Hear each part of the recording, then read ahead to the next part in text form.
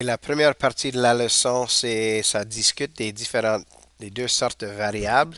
Alors, la première partie de R4 était d'interpréter les graphiques. Cette partie ici, c'est de créer des graphiques. Alors, avant qu'on puisse créer le graphique, on doit savoir où qu'on place chaque variable. Alors, si une relation, c'est une comparaison entre deux ensembles, quels sont les deux ensembles dans l'exemple qu'on a ici?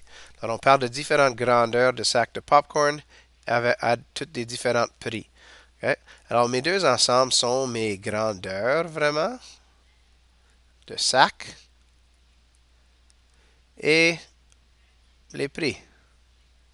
Comment est-ce qu'on mesure chacune de ces choses? Well, on mesure la grandeur ici en grammes et on mesure les prix en dollars. Alors, si on sait quels sont nos deux ensembles, on sait qu'on a un X et un Y, mais lequel est lequel? Alors, n'oublie pas que si je place des variables sur un graphique, je vais avoir mes X ici et mes Y là. Et on a parlé de l'idée de variable dépendante et de variable indépendante. Alors encore, le variable indépendant, c'est celui qui ne va pas être affecté par l'autre et on le place sur l'axe des X. Alors ceci devient mon indépendant. Le variable dépendant est placé sur l'axe des Y. Alors dans notre scénario avec le popcorn, lequel dépend sur l'autre? Est-ce que le prix dépend sur le sac ou est-ce que le sac dépend sur le prix?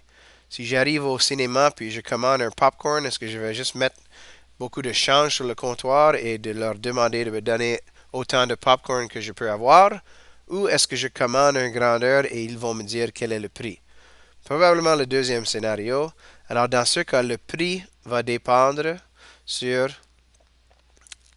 quelle grandeur qu'on va commander.